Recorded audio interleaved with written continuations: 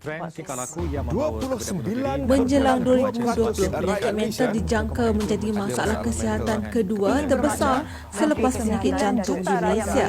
Jelas Timbalan Menteri Pembangunan Wanita, Keluarga dan Masyarakat, Hannah Yeoh, lebih membimbangkan kanak-kanak antara golongan Masalah kesihatan mental adalah lebih daripada sekarang.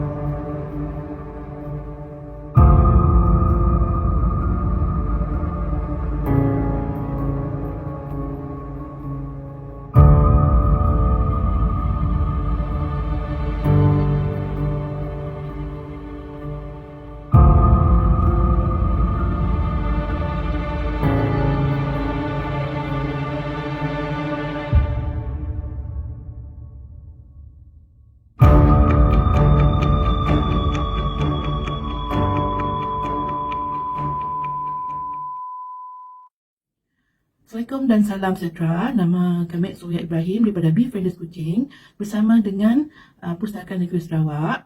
So kita akan sambunglah dengan siri bicara belia kesihatan mental pada hari ini, okey, dengan tajuknya ialah Kuasa Belia Sokong Kesedaran Isu Kesihatan Mental. Okey. So inilah bahagian yang terakhir. Jadi siapa-siapa yang belum menonton video daripada bahagian 1 dan 2, saya mohon sangat-sangatlah pergilah tonton lepas tonton video ni. Okay? Jadi sebelum saya mulalah, saya nak mengajak anda semua untuk imbas semula apa yang kita dah ceritakan semalam lah, apa ni punya key point semalam. Semalam tajuknya dilema belia dalam isu kesihatan mental. Okay? So, kesan stigma kepada korang belia-belia yang kemungkinan ingin mendapatkan bantuan. Okay?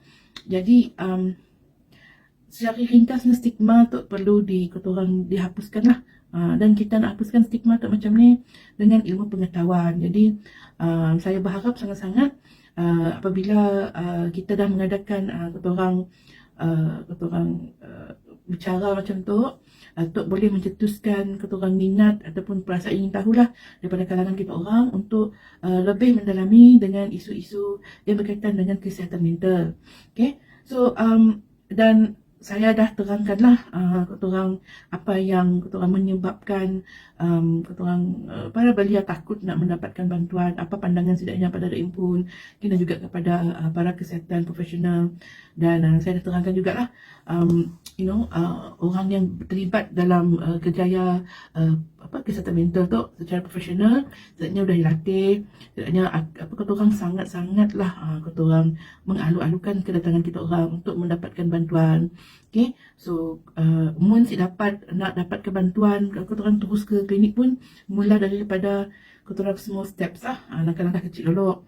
Kita takut nak bercakap dengan orang, okay, kita orang boleh email dulu dengan Befrienders. Okay, rasa confidence sikit, boleh berkelakar dengan Sidap Befrienders, untuk hilangkan rasa kita punya macam percaya lah, untuk hilangkan rasa takut lah. Okay, takut untuk meluahkan masalah kita kepada orang. So sedikit demi sedikit, yang penting bila you ada rasa macam terganggu, you rasa kita mental you macam terjejas, dapatkan bantuan secepat yang mungkin. Dan saya nak ingatkan orang yang minta bantuan untuk isu kesihatan mental tu semestinya gila. Okay, so gila tu ada banyak-banyak jenis penyakit yang kita boleh korang lamsamnya sebagai gila. Tetapi kalaulah kita just jumpa psikiatris, okay, untuk isu-isu korang sementara, sila semestinya gila. Kita tu macam kesihatan fizikal juga lah, kesihatan mental kita perlu selalu dijaga kan. Biasalah kita tu hidup di dunia tu ada macam-macam masalah, ada macam-macam korang halangan. Of course lah kita kena jaga diri dulu lah. So yang saya nak ingatkan lagi ialah pergilah korang mendapatkan rawatan seawal yang mungkin. Janganlah sampai melarat. Benda tu sebenarnya boleh dicegah, okay, boleh dibantu. Okay? So itu je lah yang saya nak overview untuk korang bicara kita semalam. So untuk bicara kita pada hari tu, okay, kita lihat apa yang kita tu, okay, you sebagai belia, apa yang kita boleh buat. Okay, so untuk kita menjadi penyokong, okay, penyokong actually the words dalam English adalah advocates lah. Okay, jadi saya lihat dalam keturunan translation dia hanya tulisnya penyokong lah. So bila saya kata penyokong tu sebenarnya maksudnya advocates lah. Advocates adalah orang yang macam memperketengahkan, okay, menyokong tentang apa-apa ketorang cause, okay, tentang ketorang isu-isu yang ada, okay. So, untuk menjadi advocate penyokong isu kesihatan mental tu nya susah, okay. Ni ada beberapa peringkat lah, okay. Dan bergantung kepada kemampuan kita lah, kan. Tapi kalau saya boleh bercakap di situ lah, bagi saya ni ada 3 peringkat tak. Okay, pertama, peringkat ni bermula daripada kita pun, okay, ourselves. Kedua, daripada kita dengan orang lain, dengan orang sekeliling kita lah, okay. Yang ketiga, dengan masyarakat lah. So, pilihlah mana-mana pun boleh. Tetapi, untuk kita menjadi seorang penyokong isu kesihatan mental, okay, yang paling utama ialah pada peringkat kita sendiri lah. Pada peringkat sendiri. Sekadar orang lain yang boleh, okay, menjaga kesihatan mental kecuali kita sendiri lah. Okay. Jadi saya nak share lah, okay, apa yang kita boleh lakukan sebagai penyokong isu kesihatan mental untuk diri sendiri. Alright. So yang pertama, okay, saya syorkan lah, okay, untuk belia-belia, okay, orang untuk mengenali diri sendiri dulu lah, mengenali diri sendiri, okay. So tu mau kena ada rajin maulah keturang pembacaan, mau ada keturang rajin menyelongkar banyak ilmu-ilmu psikologi ataupun ilmu personality yang kita perlu dalami lah. Bukanlah saya maksudkan ilmu-ilmu yang macam yang ada quiz-quiz dekat Facebook ya untuk main-main je ya, bukan yang betul pun. Jangan juga melihat kepada horoskop lah. So nak lihat ilmu tu macam-macam. Kita boleh lihat dari segi cara kita punya personality kita macam ni. Adakah kita tu jenis yang suka bergaul dengan orang, ataupun kita tu jenis suka berdiam di rumah. Ada kita tu jenis yang ketorang gini nama dah fleksibel kah? Ada kita tu jenis orang yang mudah menolong orang, ada juga kita boleh lihat sama ada kita tu jenis belajar kita cara macam ni. Okay, ada orang belajar nyenangkan gambar, ada orang belajar yang perlu menulis, adanya orang belajar dengan mendengar je. Jadi ilmu-ilmu tentang personality tu sangat-sangat penting untuk kita mengenali diri sendiri. Bila kita dah kenal diri sendiri macam ni, kita akan lagi lebih confident dengan diri sendiri. Sebab ingat lah, saya nak ingatkan kepada semua orang, kita di dunia tu, kita satu je dalam dunia tu.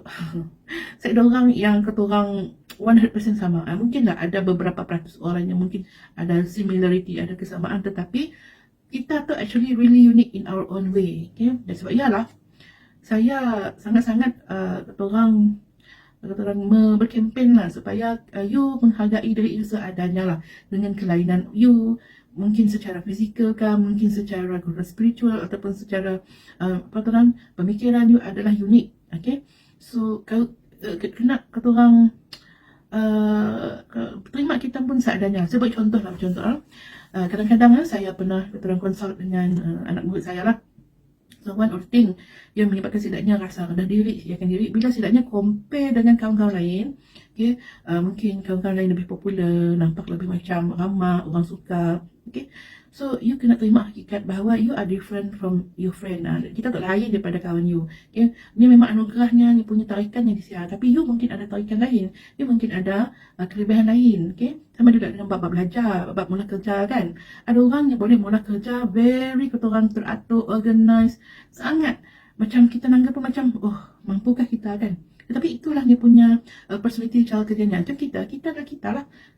So you kena cari apakah kita punya you sendiri punya ketorang personality, kenali diri sendiri dulu lah. Itu paling penting, menerima diri seadanya. Dalam pendek cerita, is self-love. Sayang diri sendiri dulu. Jangan compare-comparekan dengan orang lain. Sebab you adalah sempurna seadanya. Okay? Itu yang pertama. Okay? Dan yang kedua, belajar untuk meningkatkan kecerdasan emosi. Benda tu mau belajar lah. Okay? Kita tu dibesarkan dengan cara yang berlainan. Mungkin kita bernasib baik dibesarkan dengan cara yang kata orang stabil, okay, selamat. Ada orang sih. Jadi walau bagaimanapun kita boleh belajar untuk meningkatkan kecerdasan emosi kita pun. Okay. So macam mana kita mau meningkatkan kecerdasan emosi? Again, tu ada ilmunya sendiri. You kena gali sendiri dalam internet, ataupun mungkinlah kalau saya ada masa saya akan buat bicara tentang tu dalam channel saya sendiri. Tapi yang paling penting, okay, untuk kecerdasan emosi kita perlu memahami emosi kita pun. Kena memahami emosi kita pun, okay.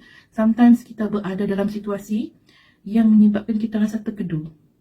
Macam kita apa emosi, nak sedih, nak marah, nak apa, okay. Jadi untuk kita memaham apa yang kita rasa, kita perlu orang proses dulu. Jangan bertindak dulu. Jangan bertindak dulu lah. Jangan mula apa-apa keputusan, jangan mula apa-apa tindakan. You kena faham apa emosi dulu. Okay. Lepas faham apa emosi you ada, okay, kena pasti, barulah you orang menilai situasi. Apa yang you boleh lakukan. Okay. So saya nak kita orang beringat, emosi tu, okay, si boleh turut elak. Okay. Emosi tu lah yang banyak menghancurkan hidup-hidup ramai orang. Sebab kita terlalu mengikut emosi. Okay? Emosi tu lah macam bila kita terikut emosi lah, banyaklah setan-setannya yang menghasut-hasut dalam pemikiran kita. So, benda tu buat praktis. Kalau sebelum tu, you dah biasa panas marahan, okay, you boleh praktis untuk cool down. Benda tu boleh dipola. Mesti ada, boleh dipola sendiri. Carilah jalan. Berjumpalah dengan kaunselor, minta cara jalan. So, nampak sih. Jumpa dengan kaunselor ke, okay? Kita ada masalah, masalah yang besar, masuk kerja gila, dan kita hanya boleh minta pendapat dengan sedangnya boleh perlu guidance, okay? So, kita cari jalan supaya kita boleh mengatasi emosi sendiri. Tapi dalam tu kami buat kita lah, maksud di sebalik emosi, okay? So macam marah tu maksudnya yang saya ceritakan hari marah maksudnya bila ada something yang value kita, nilai kita kah, prinsipal kita kah dilanggar, okay? Orang macam si hormat, so kita marah lah. Okay, yang kedua, emosi sedih sebab kita kehilangan sesuatu yang kita hargai, so kita akan sedih. Yang ketiga, emosi happy sebab kita dapat benda yang kita suka. Emosi apa lagi? Sedih apa ya? Takut. Takut emosi adalah bila kita dalam keadaan yang terancam. So saya rasa itulah yang basic punya emosi. Sebenarnya ada banyak lagi emosi. So saya mau beritahu bahawa emosi itu adalah signal pada badan kita lah. So kita perlu alert dan memahami apa yang badan kita perlukan lah. Okay, contoh kadang-kadang kita rasa takut. Takut sebab badan kita ada sense sesuatu yang bahaya. So jangan kita orang ambil mudah lah. Jangan si peduli dengan rasa takutnya. Saya ambil peduli dengan rasa takutnya. Dia fikir, kena aku takut, apa yang boleh aku lakukan. Okay, emosi lah. Dan salah satu cara untuk jaga emosi lah, selain kita belajar tentang emosi tu juga, jangan kita orang cepat, bila kita nangga kita orang TB kan, kami nangga lah daripada kita orang Facebook newsfeed, kalau ada cerita yang kita orang berhantu bersakar, ada kita orang menyebabkan emosi kita terusik kan. Jadi kita dah rasa semasa nangga TB lah, oh it's okay, tak ada masalah merasa apa-apa. Tapi memanjangkannya kita orang menambah api lagi pada kita punya emosi tu. Nya akan jadi satu praktis, satu kebiasaan. Macam kata orang sama lah, patih marah-marah. You dah pelatih diri untuk marah. Nak apa-apa benda kita terus marah. Jadi satu macam reflex. Ia bahaya juga. Jadi ia salah satu cara lah you kena kita orang perhatikanlah dengan diri you. Ataupun bila you driving, adalah orang-orang yang cik pandai drive kan, menyebabkan you rasa marah. Okay? Boleh, rasa marah ya boleh, tapi jangan kita orang biasakan dengan tindakan melulu. Okay? Alright. So bahagian emosi lah, kita boleh kita orang jaga kita pun lah dari segi emosi. So apa lagi yang kita boleh jaga untuk diri sendiri? Dari segi kita punya pemikiran. So pemikiran tu, alright, pun sama juga. Jangan dipatih mikir yang bukan-bukan, terutamanya tentang diri sendiri. Jangan selalu condemn diri sendiri, kritik, okay? Kata orang dalam bahasa putih apa? The worst enemy is yourself. Musuh yang paling jahat, jahit sekali adalah kita pun sebenarnya. Kita pun yang sentiasa bermain di fikiran. Kita sentiasa kritik diri sendiri. Kenapa kita kritik diri sendiri?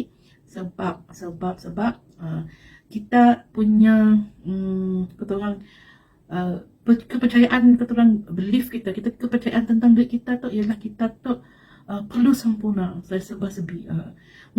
Mau sempurna tak boleh. Okay? Mau mencapai kesempurnaan tak boleh. Tapi kena tinggalkan ruang untuk kesilapan lah. Itu ramai yang kita macam kata orang lupa untuk hargai everything hanya perlu ada ruang untuk kesilapan.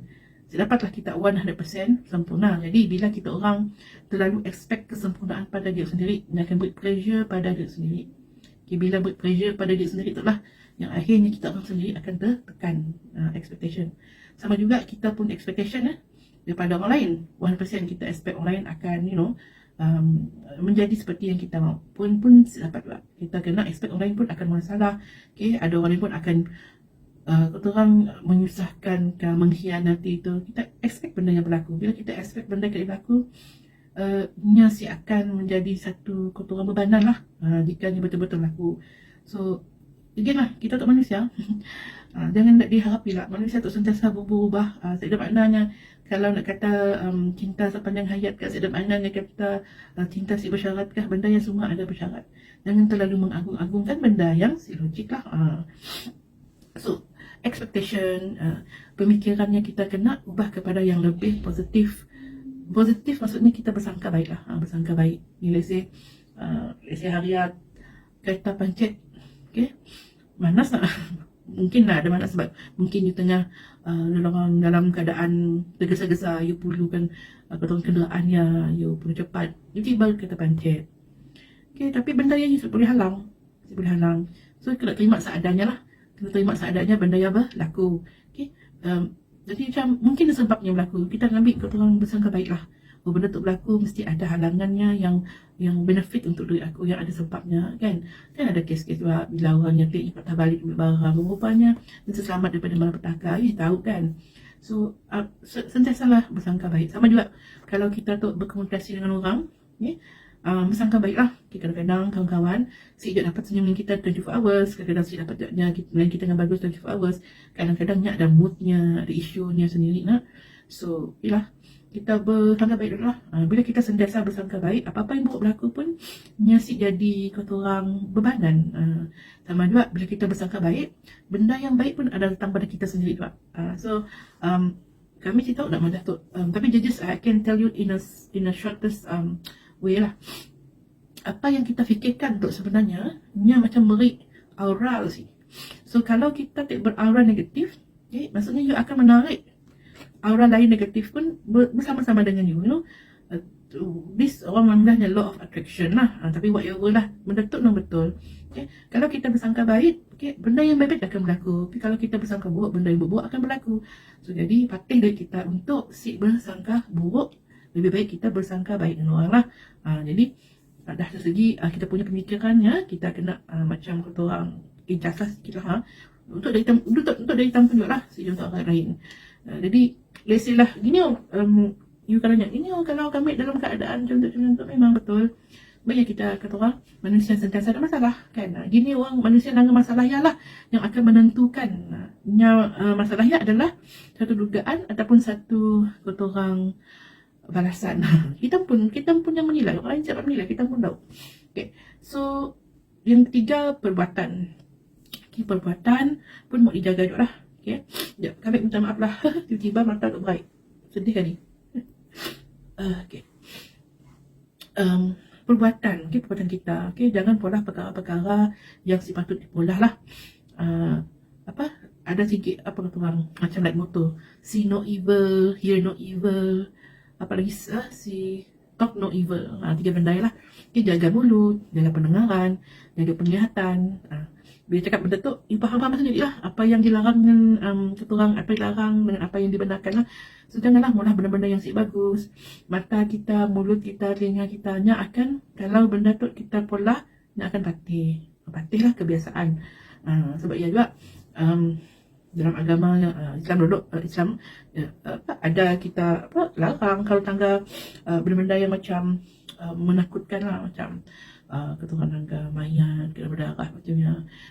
So minta maaf lah kepada yang peminat cerita seram ke thriller kan. Sebenarnya si bagus lah yang akan merosakkan kita punya kata orang pemikiran lah sebenarnya. So tu lah antara yang kita orang perlu jaga untuk diri sendiri lah. So saya pada jaga emosi tadi, kita jaga kita punya pemikiran, kita jaga kita punya tingkah laku. Kan 3 tu adalah elemen dalam kesihatan mental. Kita jagalah. Okay. So, selain berdaya juga, you kena kata orang perhatikan diri sendiri lah. Kita punya kecenderungan apabila kita berada dalam keadaan krisis. Adakah bila kita menangani krisis, kita tanganinya dalam keadaan yang positif, yang tidak membahayakan kepada diri ataupun orang lain lah. Okay. Contoh, ada orang bilanya macam dalam keadaan krisis, marah-marah, dia hempas barang, kadang-kadang dia pukul orang ke, ataupun dia drive kereta laju-laju kan, dia kan dah membahaya pada diri pun dengan orang lain. So kena kenali bahagiannya lah. So itulah kata orang aksi-aksi ataupun tindakan yang membahayakan diri sendiri dan orang lain. Sebenarnya bila kita pola benda macam yang sebenarnya kita trying to cope tu macam try untuk mengatasi emosi kita yang sebenarnya, tapi dengan cara yang betul. Jadi bila you ada perhatikanlah, you sendirilah realize mood you macam ni, apa you punya tindakan, you cuba tanggap, okay, cara aku cope benda tu kata orang sesuai ke si, betul ke si. So kita sendiri kena lihatlah. Dan banyakkan self care. Okay, self care tiba pedih. Okay, so sorry. Self care tu ialah cara kita jaga diri sendirilah. Kita jagalah, jaga makan, okay, masa tentu, makan apa benda yang bagus, tidur kalau boleh cukup, kata orang pula benda yang kita suka. Okay, self care. So macam memanjakan diri lah kan. Saya minta maaf lah, ada orang bila dia bekerja dia lupa nak rehat. Ada orang kerjaan yang saya dah dia bekerja, bukanlah madah nyetik menjual rajin sih, nya Kotan ni mikir tanggungjawab ni, Kotan yang rasa dia bertanggungjawab untuk semua benda yang si sebenarnya. Kena ada balance. Semua benda tu semua adalah balance sebenarnya. Jangan mengorbankan diri sendiri untuk apa-apa pun. Ni simbaloi. Sebab you kerja, you sedang have fun, you sedang masa dengan keluarga, you sedang masa untuk diri sendiri. Pada satu ketika kelak badan you protes, mind you akan kata orang protes juga. Okay, akhirnya you akan berhenti bekerja. Sebab you dah dapat nak go through lagi. You akan menyusahkan diri sendiri juga kan. So be realistic. Okay, be realistic. So itu semua tu adalah kata orang you punya we call it timbang tara, you punya keputusan sendiri lah. Untuk saya dah macam siapa pun saya boleh madah, macam tu is perfect. Tidak. Nya terpulang pada you, tapi kena ingatlah kita punya manusia, kita ada 5 keperluan utama dalam bagi manusia itulah. Untuk saya mention sedikit banyak. Yang pertama, kita punya keperluan sebagai manusia ialah kasih sayang, okay, dan sense of belonging. So belonging itu macam rasa kepunyaan lah. You belong into a group lah, you dalam satu kelompok lah, you berada dalam satu kelompok community kan, you rasa selamat, you rasa ni. That is one of kita punya needs lah, love and belonging. Okay. Yang kedua adalah atau bukan dalam susunan yang priority ya. Sebenarnya tadi yang priority sepatutnya survival. Yang paling utama lah yang kita mesti ada, makan, minum, okay, cepat tinggal, pakaian lah tu paling critical lah. Survival tu paling critical. Tapi you kena ingat lah, kalau yang survival tu saya dah makan secukup, minum secukup, okay, saya dah rumah, jadi menyebabkan kata orang boleh melakukan sesuatu yang luar batasan lah. Kan ada kes bilang lapar yang mencuri kan. So kita kena faham lah, bila orang mencuri, bila yang lapar, kita kena faham lah dia dah punya keperluan survivalnya perlu hidup. Okay. Keperluan tadi ialah love and belonging lah. Love and belonging. Okay.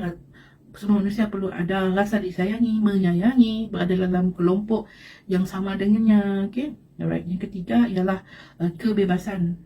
Semua kita mahukan kebebasan. Bebas untuk bersuara, bebas untuk kesana kemari. Dalam musim-musim PKP tu, kita punya kebebasan tersekat nak.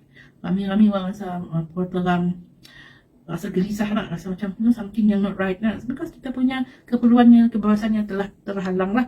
Tapi bersabar, semua orang bersabar. Untuk masa tu, pandemik tu masih berjalan, masih berlangsung, bersabarlah. Masih kita boleh survive, kita masih berhidup kalau kita seek ke sana kemari, di stay dokumen yang dama. Okay, yang keempat tadi power, kuasa. Okay, kuasa. So kuasa tu sebenarnya macam-macam cara kita boleh dapatkan kuasa. Yang paling common kita dapatkan kuasa ialah bila kita menuntut ilmu. Okay, kita dapatkan education yang bagus. Itulah salah satu cara untuk dapatkan kuasa. Cara dapat kuasa yang lain ialah bila kita bekerja bersungguh-sungguh, kita kita mengharapkanlah kita punya prospek kerjaya lebih baik. Itu pun salah satu cara kita untuk mendapatkan kuasa. Kuasa tu ialah macam kita ada kuasa untuk duit sendiri, untuk orang lain, okey, tak ada jangan gila kuasa lah. Yang kelima ialah untuk berhibur. Okay? Keperluan manusia ni ada sebahagiannya adalah berhibur. Nampak sih, okay?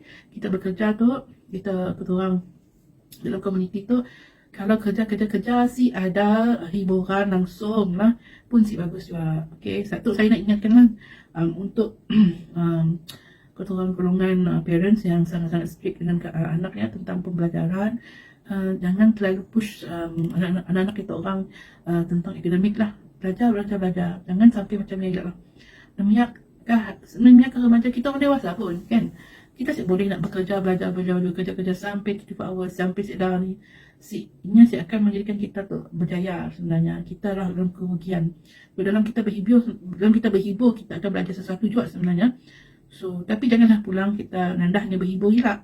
It's all about balance. Semua tu adalah balance. Jadi, itu adalah keperluan-keperluan kita sebagai manusia kan. So, kita kena tahu apa keperluan kita. Jadi, contohnya, if keperluan kita adalah untuk dapatkan kuasa, untuk ada kuasa dengan diri sendiri. Macam yang sekolah kan. Bila jangan di bawah jagaan parents kan, mesti ada kuasa apa-apa. Kadang baju pun mak bapak pilih kan. Tapi, that's why orang beri you ketua pendidikan supaya suatu hari nanti you boleh ada kuasa dengan diri sendiri, you boleh berdikari. Okay, so, itulah yang saya kata tadi tentang macam self care tu mesti lihatlah apa yang kita perlukan. Self care tadi mengikut kita punya keperluan diri. So jangan lupa lah, okay, untuk korang sentiasa musahabah lah apa yang punya keperluan diri dalam hidup tu. Dan ingatlah keperluan kita dengan keperluan lain sama. Ada orang keperluannya lebih kepada kebebasan, ada orang keperluannya lebih kepada kasih sayang, ada orang keperluannya kepada survival. Okay, kita sama, so janganlah compare, janganlah menimbanding. Sebaliknya kita meraihkanlah pelbagai perbezaan keperluan kita lah. Semua orang mau benda yang sama kan, susah juga kan. Jadi itulah antara yang saya boleh macam recommendkan lah untuk you jaga diri you dulu dalam isu kesihatan mental. Okay? Dengan cara okay, you dah jadi penyokong bagi isu kesihatan mental secara langsung. Ya je sebenarnya. Take care of yourself. Okay? Dan satu lagi bolehlah, okay, macam mesti ada hobi. Kita mesti ada hobi. Sebab kita bekerja, belajar, kita ada stress. Hobi tu something yang akan naikkan kita punya mood. Akan menjadikan kita tu lebih orang bersemangat. So, mesti ada hobi. Sebab bila saya tanya kebanyakan orang yang ada isu kesihatan mental tu, yang stress ke apa semua dengan kerja, bertanya, apa hobi you? Cik tahu, saya dah nampak ni ada stress dah. Banyak gila barangnya pola sampai hobi pun saya dah. So, kita perlu ada hobi. Again, hobi tu kita orang berpada-pada lah. Jangan sampai kita jalankan tanggungjawab, kita berhobi saja pun boleh juga. Agak-agak lah kata orang. Okay. Alright. So, untuk kita sendiri tu, saya dah habis cerita lah untuk self-care. So, panjang lama cerita tentang self-care tu kan, sebab ni sangat penting. Sebab sebelum you nak jaga orang lain, sebelum you untuk menjadi penyokong kesedaran isu kesihatan mental untuk orang lain, you dulu perlu korang dijaga. Okay, so tidaklah makna kalau you take jaga tak langsung you menolong orang lain, boleh, tapi utamakan diri sendiri lah. Saya baru je tenangkan satu video YouTube daripada satu couple tu lah yang mana dua sebenarnya ada isu kesihatan mental, tapi husband si sedar, the wife awal-awalnya dah pergi jumpa dengan terapis. So satu insiden yang melibatkan the husband sedar simptom yang korang yang nyata, yang baru sedarnya ada isu kesihatan mental, tapi wife-nya sokongnya all the way. Kena wife-nya mampu pula kerja walaupun benda yang membenarkan, sebabnya dah tolong delete yang pun dulu. Yakinnya, okay? So sama je lah kepada orang-orang macam you as a parents kan, you as cikgu kah, you sebagai kawan kah kan. Kalau you nak membantu kawan kita yang lain, boleh, tapi pastikanlah diri you boleh membantu diri dulu. Adakah diri you dalam keadaan yang okey untuk bantu orang lain? Okay? Sebab walaupun niat kita bagus kan, kita tak simak menghampakannya, tapi kalau kita terus rush, okay, dalam keadaan kita pun berapa orang fit lah si bapa kata orang sesuai lah nak nuang pada masa yang mungkin you pun ada krisis nya akan boleh menambahkan kata orang harm, bahaya kepada you sendiri dan juga orang lain. Sebab kita nak menjaga orang yang ada isu kesihatan mental tu hanya perlukan kata orang tenaga, masa yang banyak lah. Okay, so jaga diri sendiri dulu sebelum kita nak bantu orang lain kan. So kalau let's say lah as a parents you ada anak yang ada isu dengan kesihatan mental, okay, kalau you rasa terbeban, ini menyebabkan you rasa kata orang tinggi sangat bebannya sampai you pun dah luar daripada luar dari kebiasaan, apa yang you buat pun dah luar daripada yang biasa you buat. Jadi jangan malu, pergilah dapatkan pertolongan lah, sokong emosi ke, kaunselor ke, okay? Sebab pertama, you kena jaga, bila you dah menjaga orang, you ada satu responsibility yang besar. Tambahan pula, you pun si tahu apa yang pola. So, jadi satu pressure yang besar. So, dapatkan bantuan lah, jangan malu. Okay. So bila kita cerita tentang macam mana kita nak membantu orang lain, tu satu cerita yang sangat penting juga. Yang kedua penting lah, sebab untuk orang selain kita lah, seperlulah dengan orang yang kita kenal pun kan. Tapi nak mula dengan orang kenal pun boleh juga. Tapi ya bahagian fasa yang ketiga lah, community. So untuk you dengan orang rakan-rakan sekeliling, okay? Untuk cara you menyokong isu kesihatan mental tak senang je. Bila you ada kawan-kawan you macam je, lama si dengar bunyinya, bunyi SMS, apa khabar, WhatsApp, tanya, okey kah? Ataupun makan sekejar kah, sama sekolah kah, sama belajar kah? Ni macam nampak masih tidur kan, hilang selera makan kan, makin pendiam, terlebih bising, pun tanya, kita okey kah? Okay. Jadi bila kita dah keturang nak membantu orang kan, you mesti ada 3 cerita lah. Saya nak emphasiskan lah. Cerita pertama ialah ada empathy. Empathy tu maksudnya you mendalami perasaan orangnya, okay? You meletakkan diri you berada di tempatnya, okay? So you dapat merasai apa emosinya.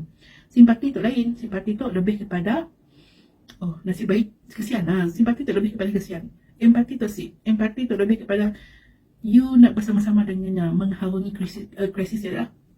Okay, mesti ada empati. Yang kedua,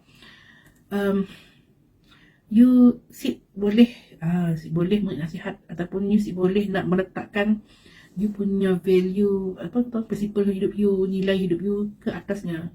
Maksudnya macam tu lah. Okay. So bagi you lah, orang dah berkasar dengan you, orang dah kata orang jahit dengan you, so you punya prinsipal dia lah, tinggalkan orangnya. Cerai lah, kalau kes solusi cerai lah, bagi you.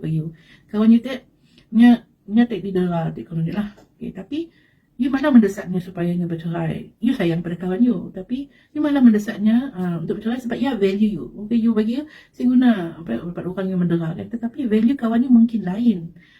So yalah, kalau kita nak membantu orang, okay, kita jangan letak value kita kepada orang lain. Sebab apa? Pertama, you boleh membahayakan dirinya. Daripadanya dah demam tertekan dengan punya isu, tambah lagi you mendesaknya, lagi you tertekan. So kita tak menolong kan. So jangan beri tekanan kepada orang lah. So jangan beri apa-apa nasihat kecuali dia minta. Kita boleh cadangkan, tapi jangan beri nasihat.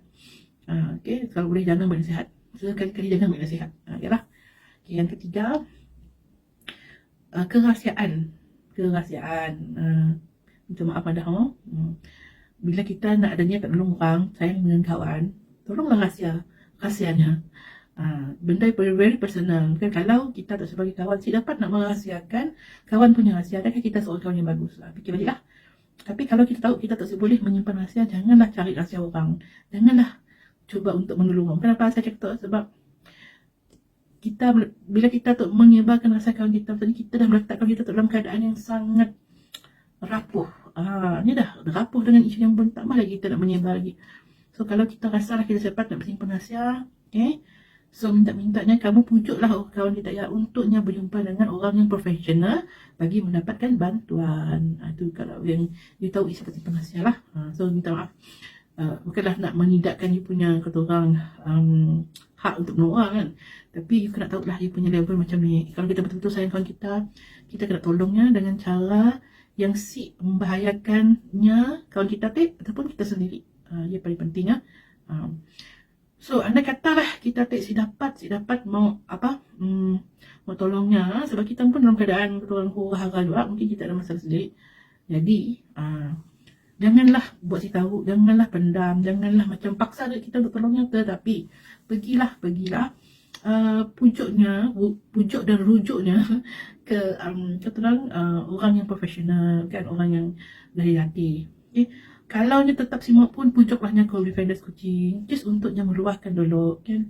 Bila orang duduk dalam krisis nya macam ni si nampak jalan, nya rasa takut, nya rasa macam emosinya masih tinggi. Jadi kadang-kadang nya rasa macam ni si mau open dulu, okay? Nya mau boleh kita dalam keadaan krisis kita menapok diri kan, tapi puncuknya lah supaya nya open untuk bercakap dengan orang. Okay? Lama-lama nya boleh dibantu. Okay? Sebenarnya semua orang boleh dibantu sebenarnya, asalkan nya mau dibantu. Itu yang penting lah.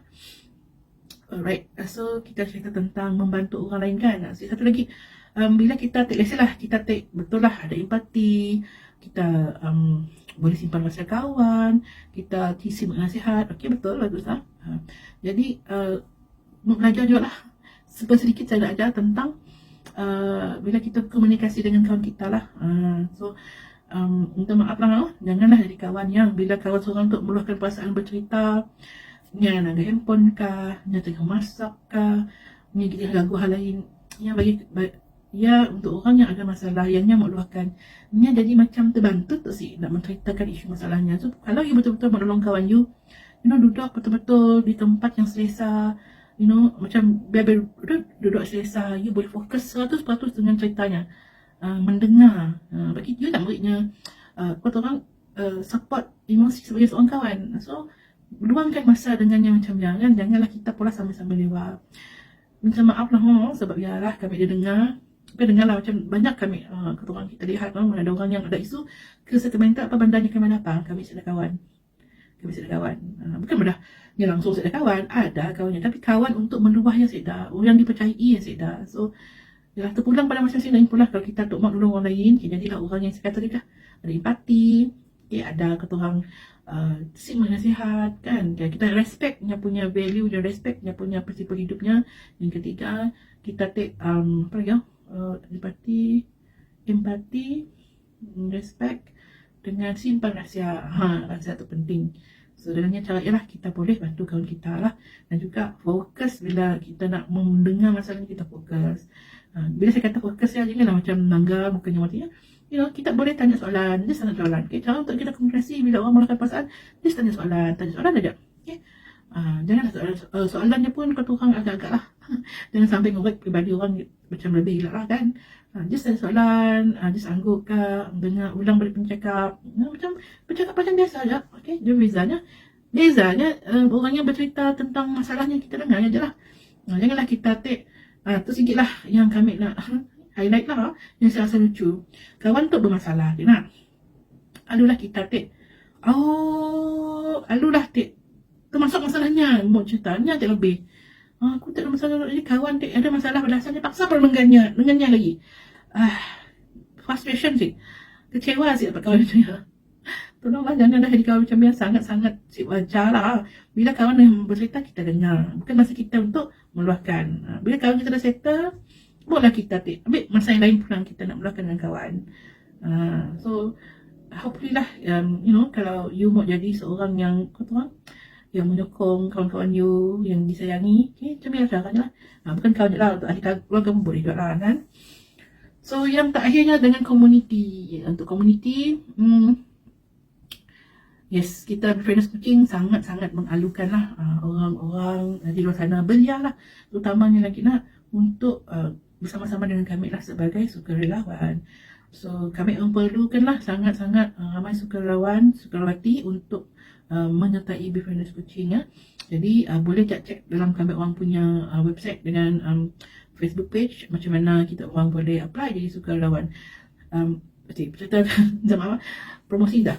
Tapi sebenarnya yang saya masukkan ini untuk peringkat ketiga tu, bila you boleh menyokong isu kesihatan mental daripada tahap komuniti lah. So you join lah apa-apa NGO yang berkaitan dengan isu kesihatan mental. So saya dah promote Befrienders nak. Okay. Tapi saya ada kita ada NGO lain, kita ada NGO Mental Health Association pun sebenarnya pun perlukan sukarelawan. Sarawak Mental Health Advocates pun dia perlukan sukarelawan juga. Jadinya join lah, sebesar join. Tetapi kalau lah you dapat nak buat komitmen lah untuk join kontrol NGO tu, because you rasa kadang-kadang masa, okay, it's okay. You boleh pola cara you sendiri. Kadang-kadang bila you ada masa terluang, you share je lah kata orang apa-apa maklumat berkaitan dengan mental health, ataupun you sendiri kalau you kreatif, kalau you ada masa itu bisa apa cerita tentang mental health. Sebenarnya bila kita lebih terbuka, kita banyak membicarakan tentang isu kesihatan mental, benda tu akan jadi lali, kebiasaan. Jadi insyaAllah lah, stigma akan terhapus, terkabur dengan sendirinya. So itu yang kita buat sebenarnya. Ataupun kan kadang-kadang lah you terjumpa dalam post-post di media sosial yang memberikan pandangan kotong salah kan, negatif, mungkin boleh tolong perbetulkan. Okay, so untuk tu you kena sendirilah baca dulu tentang isu kesihatan mental lah. Sebab kita just macam kata orang mau beritahu kan, dan kadang-kadang bila you ada macam authority kuasa kan, dalam satu-satu page ke dalam Facebook ke atau apa-apa, lebih responsible lah bila you mau post apa berkaitan dengan isu kesihatan mental. Sebabnya you bertanggungjawab dengan apa yang you post. Bila you ada kuasa untuk mengolah konten lah dalam media sosial, okay, you sebenarnya menyebarkan ilmu. Jadi you kena hati-hati bila nak menyebarkan ilmu berkaitan dengan apa-apa pun sebenarnya. Tapi paling sensitif sekali bagi isu kesihatan mental. Saya dah jumpa lah seorang admin dalam page tu,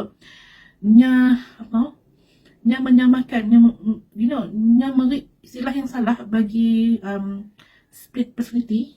So sudah pun lah orang perbetulkan, dia pun masih enggan nak turunkan dia punya salah, salah maklumat ya. So bahaya gila-gila.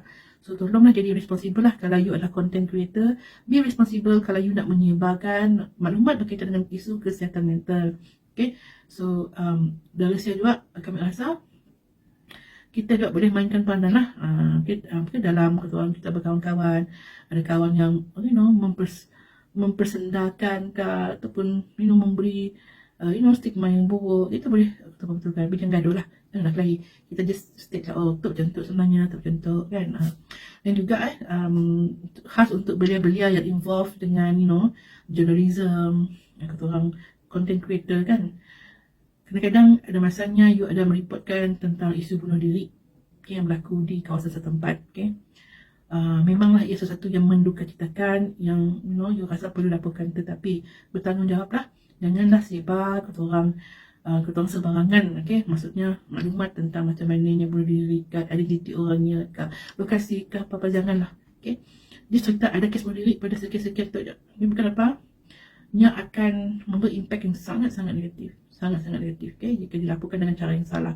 Dan cara lagi melapor yang betul ialah bila you masukkan maklumat di sini yang boleh dapat bantuan. In the end, bila pelaporan you mesti masuk apakah maklumat kata orang channel-channel yang orang boleh gunakan untuk dapatkan bantuan, mesti masukkanlah. Itu sebagai seorang content creator yang bertanggungjawab lah. Jangan you mereport sebarangan, sebab benda tu ada etikanya lah. Mohon maaf, ya boleh Google sendiri, ada sebenarnya etika untuk melaporkan isu bunuh diri lah. Semua benda tu sangat-sangat sensitif, janganlah sebarang-barangan lah. Cuma you boleh menyebarkan benda-benda yang sah lah, yang you tahu. Okay, ketuang secara solo lah you boleh menjadi ketuang penyokong isu kesihatan mental tu sebenarnya.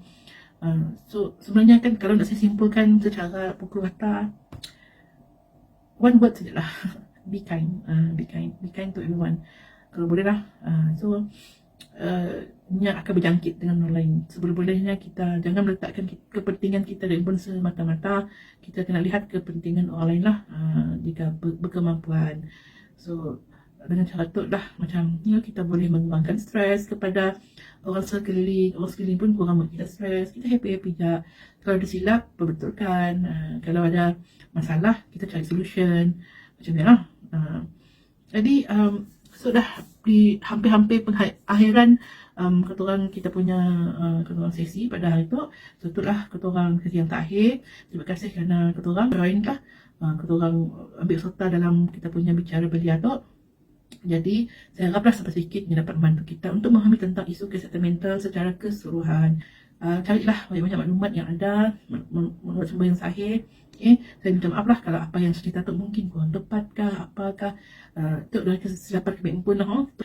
Saya minta maaf lah. Jadi, so janganlah ambil apa yang saya kata tu 100% use, kena selidik sendirilah. Tapi sebelum saya mengundur diri lah, terima kasihlah kepada semua yang ketorang sudi melihat ketika bahagian ini. So jangan lupa lah untuk join quiz yang akan diberikan kelak. Okay. Dapatlah voucher RM30, lumayan tu error, dapatlah pizza lah. So tapi pada masa yang sama saya nak promote lah untuk Befrienders Kuching. Okay, sertai kami lah Befrienders Kuching sebagai volunteer. Okay, ataupun korang hubungi kami lah jika kita orang perlukan bantuan.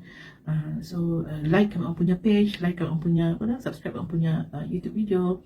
Okay, tapi saya nak promote channel saya. Boleh subscribe saya Surya Garden. Okay, boleh ada konten gila lagi. So insyaAllah saya akan cubalah ketemu sawak mumpuk mulah lah. So saya nak fokus kepada macam ilmu kemanusiaan lah, termasuk psikologi kah, okay, tentang isu mental, apa-apa je lah. So sejelas sebelum bapa pun sebelum saya mengakhiri, saya nak sekali lagi lah untuk mengucapkan terima kasih kepada Pustaka Negeri Sarawak, okay, bahagian Sibu, yang dah menjemput Befrienders Kuching untuk korang bersama-sama lah menyebarkan kesedaran tentang isu kesihatan mental. Okay, semoga kita semua korang baik hendaknya, okay, sampai bila-bila, sampai dah mituk jaga diri.